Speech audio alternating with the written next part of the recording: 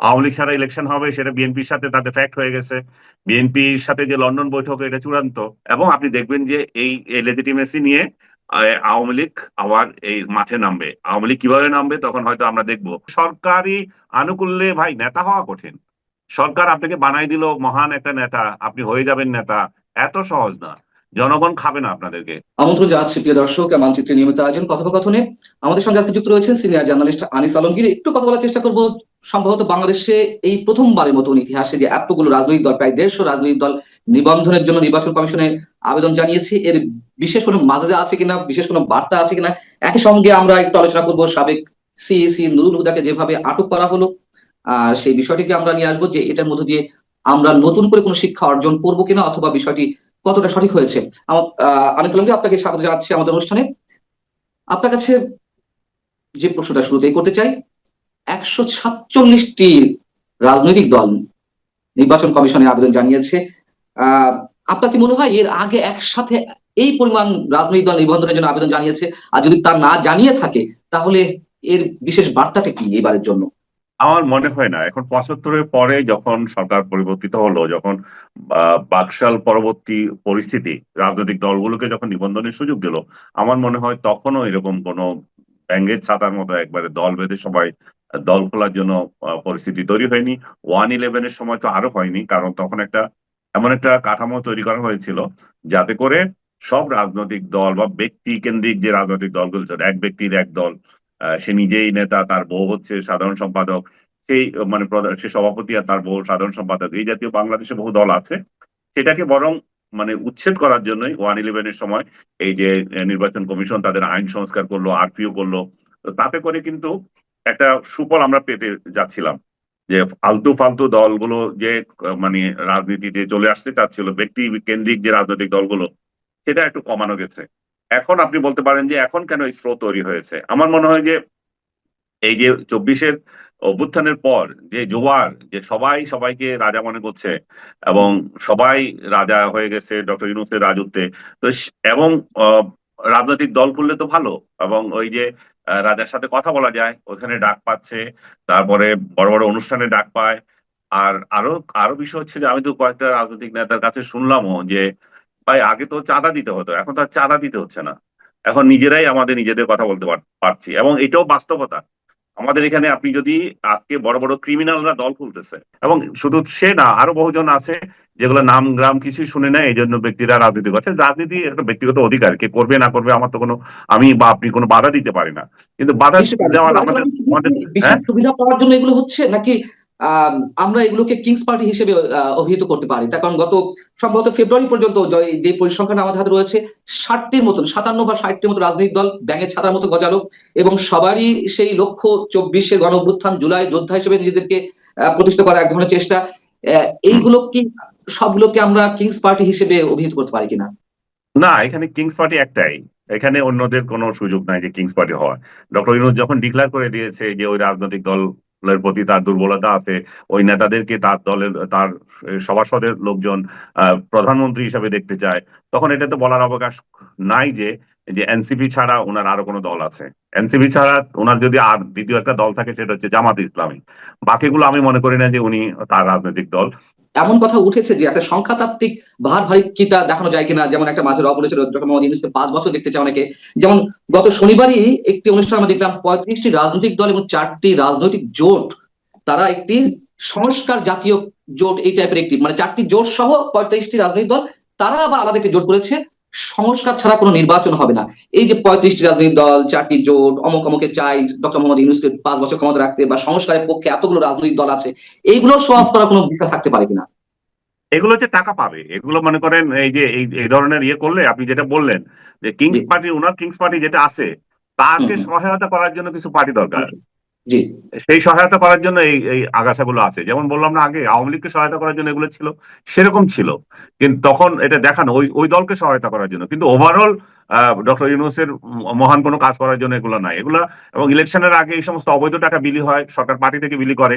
Doctor ইউনূসের যদি ইচ্ছা থাকে তাহলে এগুলো হয়তো এই এই এই জাতীয় গুলোকে কিছু দিতে পারে, হয়তো ওদের আগ্রহ আছে। এই জন্য আমি সবচেয়ে মনে করি যে টাকা পয়সা না, এরা একটা প্রতিপত্তি, একটু একটু নিজেদেরকে দেখানোর জন্য এই সমস্ত রাজনৈতিক দলগুলো রাস্তায় নেমেছে। আর যেটা আমরা বলছি না, সেটা হচ্ছে আরপিও তে চেঞ্জ আনতেছে। আরপিওতে আগে যে কঠিন অবস্থা ছিল, অতটা হুম, সদস্য থাকতে হবে, এতটা অফিস থাকতে হবে, এগুলো এই যে ডক্টর ইউনূসের কিংস পার্টি চাপ দিয়ে এটাকে সংশোধন করিয়ে এখানে সহজ করে দিচ্ছে। এই সহজ করে দেওয়াতে এই সমস্ত আগাছা রাজনৈতিক দলগুলো সুযোগ পাচ্ছে। যে প্রশ্ন করতে চাচ্ছিলাম যে ধরে নিলাম 147টার মধ্যে 100টি না হোক, 50টি না হোক, 30টি পেল, হুম। আর আওয়ামী লীগের নিবন্ধন স্থগিত রয়েছে। এর হুম। মধ্য দিয়ে যে ভোট বা নির্বাচন অনুষ্ঠিত হতে যাচ্ছে বা হবে, যদি আদৌ হয়, সেটি নিয়েও কনফিউশন রয়েছে অনেকের, যদি হয় সেটি হুম। আন্তর্জাতিক বিশ্বে কতটা গ্রহণযোগ্য হবে? মোটেও গ্রহণযোগ্য হবে না। একটু আন্তর্জাতিক তো দূরের কথা, দেশের মধ্যে গ্রহণযোগ্য হবে না। আওয়ামী লীগের তো একটা অবস্থান আছে, আপনি তাকে যদি বিচার করতে হয় বিচার করেন, তার বিচারের আগে তাকে যদি আপনি ইলেকশন থেকে দূরে রাখেন, আপনার রায় মানে আমার বিরুদ্ধে মামলা করলেন, মামলার রায় হওয়ার আগে আপনি ফল দিয়ে দিলেন, ইলেকশন করতে পারবে না।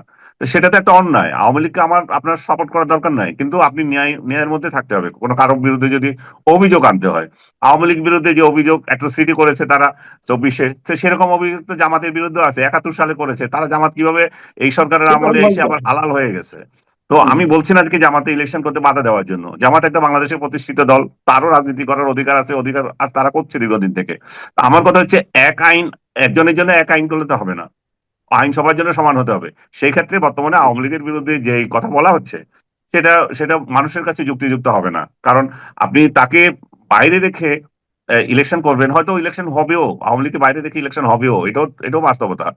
কারণ আওয়ামী লীগ যে পর্যায়ে আছে, আওয়ামী লীগ এমন কোনো পরিস্থিতি নাই যে সরকারকে বাধ্য করতে পারে, তাদের এমন কোনো বিদেশি চাপ নাই যে এই সরকারকে বাধ্য করে যে তোমরা আওয়ামী লীগকে বাদ দিয়ে ইলেকশন করো না। একসময় হয়তো ছিল, কিন্তু সরকার দেখছে যে না, তেমন তেমন কষ্ট না, এদেরকে বাদ দিয়ে দিতে পারে। কিংবা পার্টনার যারা আছে, যারা এই এই ইলেকশন করতে যাচ্ছে, বিএনপি, জামাত, তারাও যদি মনে করে যে এদেরকে বাদ দিয়ে যদি আমরা ইলেকশন করি, তাহলে তো সুখে শান্তিতে আমরা সংসদে চলে আসতে পারবো, আমাদের কোনো প্রতিদ্বন্দ্বী নেই।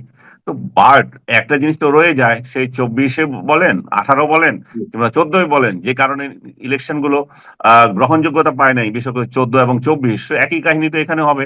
আর 18 ইলেকশন তো অন্যরকম, সেটা তো সবচেয়ে নিকৃষ্ট নির্বাচন যদি শেখ হাসিনা করে থাকে। আওয়ামী লীগ সেটা হচ্ছে 18 আওয়ামী সালের, লীগ এবং সেটা অংশগ্রহণপূর্ণ। তাহলে বুঝেন, অংশগ্রহণ করলেই যে একবারে নিরপেক্ষ নির্বাচন হয়ে যাবে তা না। অংশগ্রহণ করেও কিভাবে সবকটা বিফল হয়েছে। রাজনৈতিক দল অংশগ্রহণ করার পরেও একটা নিকৃষ্ট নির্বাচন শেখ হাসিনার আমলে হয়েছিল। এবং আমার ধারণা, শেখ হাসিনার পতনে সবচেয়ে বেশি ভূমিকা যদি কোনো নির্বাচন রেখে থাকে, সেটা 24 নয়, সেটা 14 নয়, সেটা হচ্ছে 2018। জি। আহ, এবং শেখ হাসিনা সুষ্ঠু বা অংশগ্রহণমূলক নির্বাচনে যে সংজ্ঞাটি তিনি প্রয়োগ করতেন, যে মানুষ ভোট দিতে পারলেই সেটি অংশগ্রহণমূলক, সব রাজনৈতিক দলকে অংশগ্রহণ করতে হবে এমন কোনো কথা নাই, সেই সংজ্ঞাটি এখন ফলো করার চেষ্টা করছেন আমাদের প্রধান উপদেষ্টা।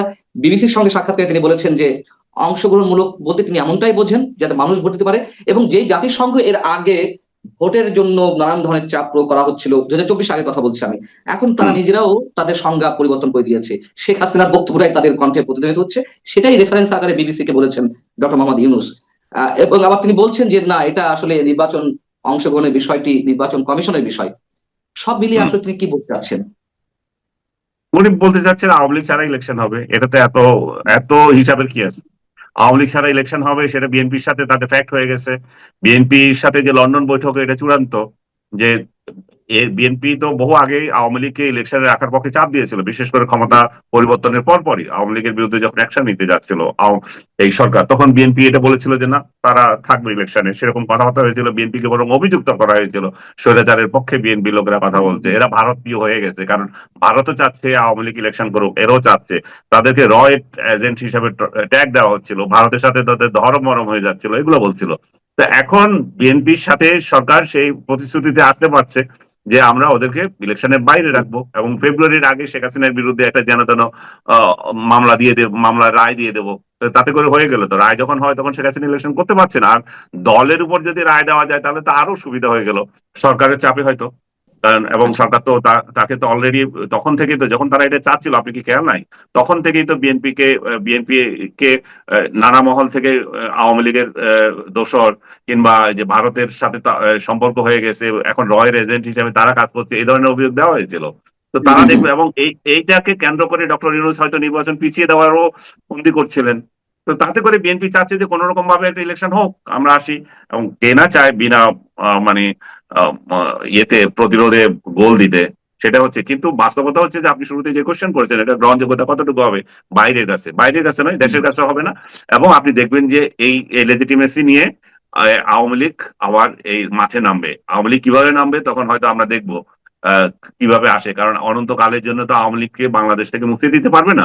এই যে কথাবার্তা বলতেছি এখন বলে যে স্বৈরাচারের পক্ষে কথা বলছে না, এই জায়গায় যদি বিএনপি থাকতো বিএনপির পক্ষেও একই কথা বলতাম। অনন্তকাল হুম। বিএনপি কে তো আপনি ক্ষমতার বাইরে রাখতে পারবেন না, অনন্তকাল ইভেন জামাত তাকেও আপনি রাখতে পারবেন না। তাহলে কি হয়, এই ধরনের বড় ধরনের রাজনৈতিক দলকে যদি আমরা রাজনীতি থেকে নিষিদ্ধ করে রাখি, জঙ্গিবাদের উত্থান হয়, এই গুপ্ত হামলা বাড়ে।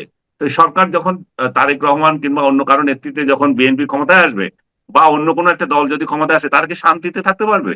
এই 5 বছর তো তাদের অশান্তিতে কাটতে হবে, এবং লেজিটিমেসি নিয়ে সমস্যা হবে বাইরে ভিতরে। তো তাহলে কে না চায় যে সর্বদলীয় অংশগ্রহণপূর্ণ একটা নির্বাচন হোক? তো বিএনপি হতে বাধ্য হয়েছে, এখন এটা গিলতে সরকারের টোপ। 2018 নির্বাচনটি আওয়ামী লীগের জন্য সবচেয়ে আত্মঘাতীমূলক ছিল, সবচেয়ে ভয়ঙ্কর ছিল, যার খেসারত আওয়ামী লীগকে দিতে হয়েছে। সেই 2018 নির্বাচন বহুল বিতর্কিত এবং ঐতিহাসিক বলা যায় এক অর্থে। সেই নির্বাচন যার অধীনে হয়েছিল সাবেক প্রধান নির্বাচন কমিশনার এ কে নুরুল হুদা, তাকে আটক করা হয়েছে। আটক করা হতেই পারে, মামলা তার বিরুদ্ধে হতেই পারে, তার বিচারও হতে পারে। কিন্তু যেভাবে তাকে মানে তার আগে কথিত জনতা জুতার মালা পরিয়ে তারপরে পুলিশ হাতে সোপর্দ করলেন, এটিকে আপনি কিভাবে দেখছেন? এটাকে তো কোনো সুস্থ মানুষ স্বাভাবিকভাবে নেবে না। দেখেন, আমি শুরুতেই বলছি 2018 এটা কলঙ্কিত নির্বাচন। এই কলঙ্কিত নির্বাচনের জন্য এই লোক অবশ্যই দায়ী। এই লোককে যদি থাপড়ানো জুতামালা পরানো, সেটা তো আওয়ামী লীগ করা উচিত ছিল, আওয়ামী লীগ করাবে। কিন্তু কথা হচ্ছে যে সভ্য সমাজে সেটা হবে কেন? একটা সভ্য সমাজে তো কোনো রাজনৈতিক দলের হয়ে মব হয়ে কেউ এই ধরনের কাজ করতে পারে না। উনার মতো একটা অপদার্থকে, একটা উপসচিব পর্যায়ের কর্মকর্তাকে বিএনপি আওয়ামী লীগ একটা ইলেকশন কমিশনার বানিয়েছিল, নিঃসন্দেহে তাদের অসৎ উদ্দেশ্যে বানিয়েছিল। এই ধরনের মেরুদণ্ডহীন একটা লোককে নির্বাচন কমিশনার বানিয়ে আওয়ামী লীগ জাতিকে যে নির্বাচন উপহার দিয়েছে, সেটা একটা প্রহসনের নির্বাচন হয়েছিল। এখন অনেক ছাগল পাগল আপনাকে বলবে, এই আনিস আলমগীর যে এত কথা বলছে এগুলো কি বলেছিল আগে? এই তাদের উদ্দেশ্যে আমি বলতেছি 2018 সালে নির্বাচন যেদিন রেজাল্ট হলো, যেই রাতে নির্বাচন হলো, সেই রাতে আহ নাগরিক টেলিভিশনে বক্তৃতায় আমি বলেছিলাম, আমি মনে হয় সম্ভবত বাংলাদেশে একমাত্র সাংবাদিক এই সেদিন বলে এসেছি যে এটা একটা ফালতু নির্বাচন হয়েছে, প্রশাসন এটা করেছে। আব্দুল নূর তুষার ছিল উপস্থাপক। উপস্থাপক সাহেব সঙ্গে সঙ্গে ইয়েতে গেছেন, বিরতিতে গেছেন, যে এইভাবে যদি চলতে থাকে টেলিভিশন বন্ধ করে দেবে।